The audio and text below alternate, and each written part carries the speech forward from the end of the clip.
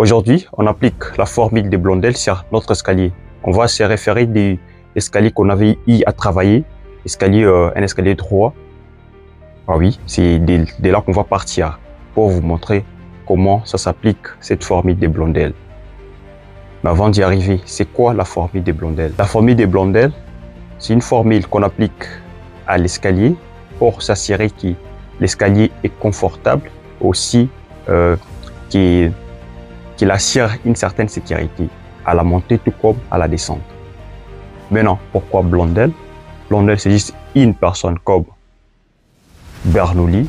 Donc, à l'invention du théorème qu'a fait Bernoulli, on a associé théorème de Bernoulli. À l'invention du théorème ils ont inventé, si on peut l'appeler comme ça, Pythagore, on l'a appelé théorème de Pythagore.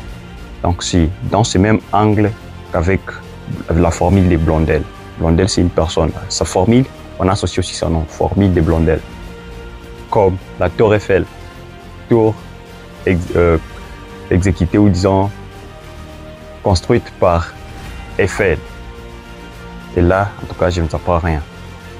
Maintenant, dans cette vidéo, on ne va pas parler des Blondel, mais juste de l'application de sa formule pour notre escalier. Je vous prierai de rester jusqu'à la fin de cette vidéo pour profiter de ces peu de connaissances ignorées par un grand nombre. Parce qu'il y avait quelqu'un qui m'avait posé la question sur cette chaîne même, voulant savoir si... C'était quoi la question encore? Je ne sais pas si vous avez bien me rappeler de la question, mais la question c'était qu'il voulait savoir si la pente de l'escalier, ça a vraiment de l'importance ou quoi. Si vraiment il faut s'atteler à ça ou quoi. J'avais compris qu'il y avait un problème sur certaines notions basées sur la construction. Maintenant, à partir de cette vidéo, je crois que ça va un peu laver des lacunes pour certaines personnes. Et d'autres, en tout cas, vont nous compléter parce que c'est une chaîne éducative où on partage des petites astuces. Et il y a ceux qui savent mieux que nous qui peuvent nous compléter à partir des commentaires. En tout cas, si vous avez des commentaires, laissez-les dans la barre réservée aux commentaires. Maintenant, si vous venez de me découvrir à partir de cette vidéo, sachez que mon nom, Colomban Boss Mouchamoka. Je suis ingénieur en génie civil. Et sur cette chaîne, j'essaie de vous partager un peu quelques astuces qui peuvent vous aider sur la façon de construire, la façon d'élaborer vos projets de construction.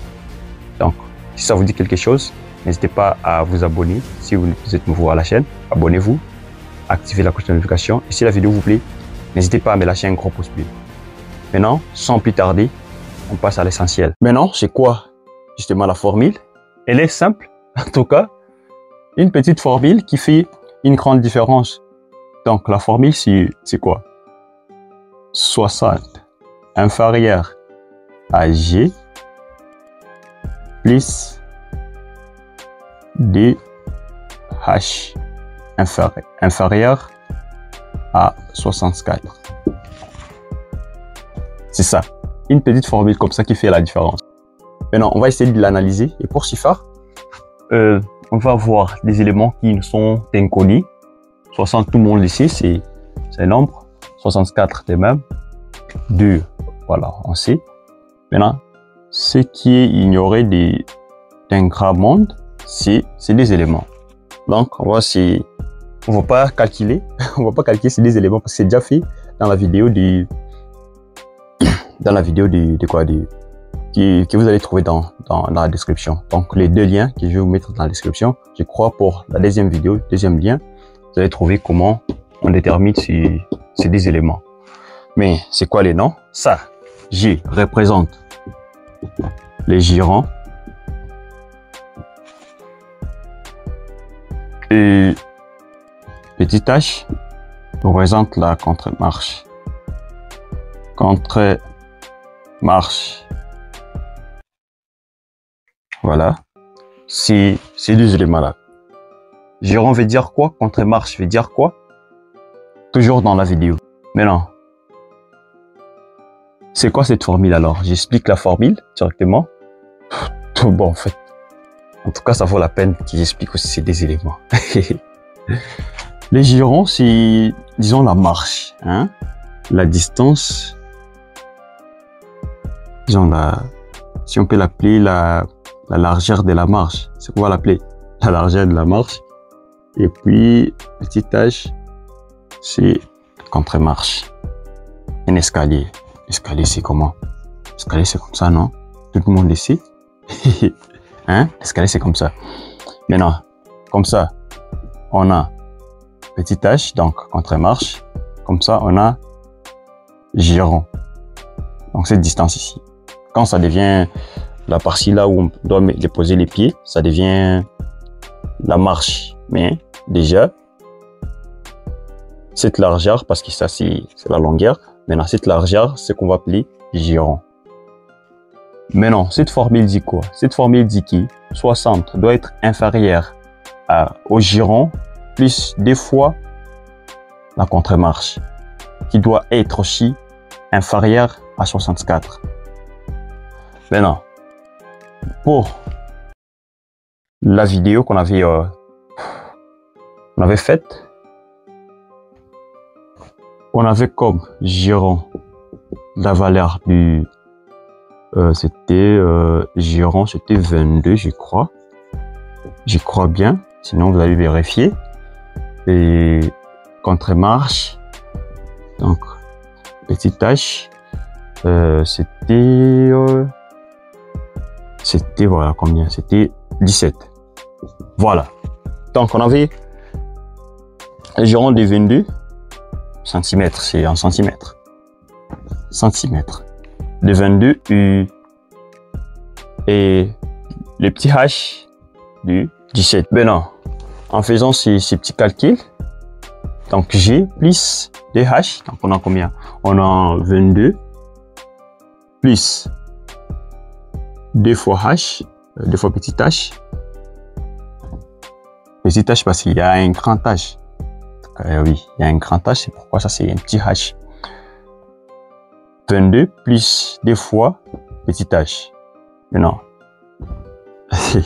les calculs nous disent qu'on doit d'abord calculer ça avant d'ajouter ça. Règle des priorités. Donc ici, on a combien? On a 2 fois h. Notre h, c'est combien? Notre h, c'est 17. Donc, on a 2 fois 17. On a 34. Ah oui, 34. Et si on se dit de faire alors le 22 plus 34, ça va faire combien?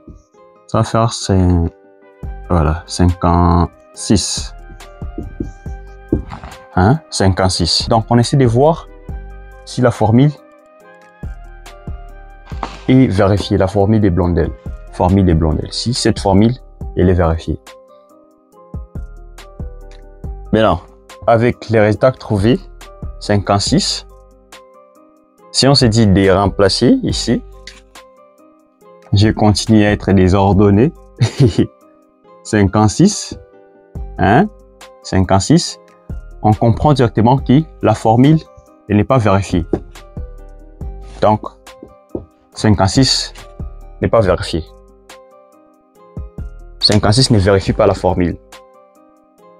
Pour ceux qui ne le voient pas bien, donc on comprend que la formule nous dit que 60 doit être inférieur à la réponse trouvée ici. Et cette réponse doit être aussi inférieure à 64. Donc, la réponse trouvée doit être entre 60 et 64. Maintenant, nous, on a une réponse qui est inférieure à 60. Pourtant, la formule dit que c'est 60 qui doit être inférieur à la réponse trouvée. Comprenez qu'ici, ça ne vérifie pas. Ça ne vérifie pas. Mais non, qu'est-ce qu'on va faire? Parce que voilà. Et c'est quoi le problème ici? Le problème est que vous aurez du mal à escalader l'escalier. Donc, vous marchez l'escalier, vous êtes trop fatigué. Hein? Vous marchez, c'est pas, vous avez escaladé 3 pas, 3 marches, 3 contre-marches. Hein? Vous vous sentez déjà fatigué. Problème de quoi? Vous n'êtes pas à l'aise. Hein? Vous n'êtes pas à l'aise. Problème de quoi? Et ce genre de trucs.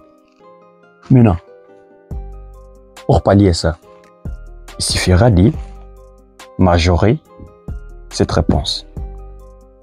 Et pour s'y faire, donc, on va varier soit sur cet élément. Hein? On varie ici, on essaie de varier G pour voir ce que ça va donner. Donc, si on se dit, hein, qu'à 22, hein, qu'on y ajoute, disons combien, on cherche à trouver soit au-delà des 60. Si on se dit d'ajouter ici 4, ça va faire 60. Si on essaie d'ajouter 8, voilà, on ajoute 8. On ajoute 8 sur ces 22, c'est qui va faire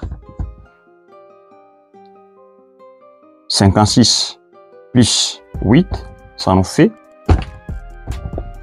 62. Donc ici, on va réussir les girons. Ici, on a combien? On a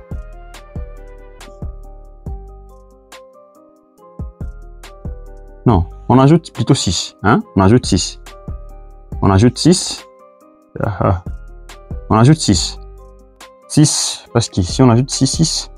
Attendez d'abord, on trouve quel giron? On trouve les girons des 28. Oui. 28 cm. Et donc ici, 56 plus 6, ça nous fait 62. Hein? Ça nous fait 62. Et si on essaie de vérifier, si on met ici 62, comprenez que la formule sera vérifiée. Hein? La formule, elle est vérifiée. OK. Hein? Parce que 60 est inférieur à 62. 62 est inférieur à 64. Donc, cette formule est vérifiée. Donc, pour conclure, on va retenir quoi? On va retenir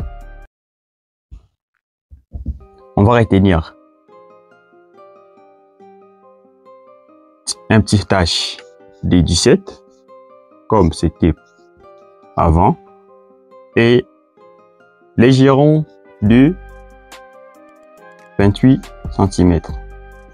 Donc, avec ça, vous avez un escalier confortable. Hein? Avec ça, vous avez un escalier confortable. Si la réponse trouvée, donc, après vérification, est inférieure à 60, inférieure c'est comment? Inférieure à 60, ou soit supérieur à 60. Si c'est le cas, comment conclure? Ici, on conclura que l'escalier est trop plat. Hein? Trop plat. Pendant qu'ici, on conclura que l'escalier est trop raide. Hein? Donc, ça vaut vraiment la peine de pouvoir prendre en compte cette formule. Cette formule, qui est une petite formule, mais qui fait des grandes différences. En tout cas, c'est un peu ça, j'essaie de les présenter d'une façon là bizarre, mais je crois que à partir de cette façon, ma façon de présenter les choses pour le moment, pour ces derniers jours, vous essayez un peu de comprendre l'essentiel dans cette courte vidéo. Donc, c'est à partir de ça qu'on peut se dire de conclure avec cette vidéo. Sinon, si vous avez oublié de vous abonner, abonnez-vous, j'essaie de vous rappeler, abonnez-vous, c'est juste un rappel, c'est gratuit de s'abonner, abonnez-vous et activez la cloche de notification pour ne pas rater la prochaine vidéo. Sinon, si la vidéo elle a été utile pour vous, si ça vous a aidé à quelque chose, dites-le dans les commentaires, laissez-moi juste un oui ou soit un merci, ça va me dire que, en tout cas, je vous ai apporté quelques valeurs encore sur votre connaissance. Sinon, on se dit à la prochaine pour la seconde vidéo. Allez, boss.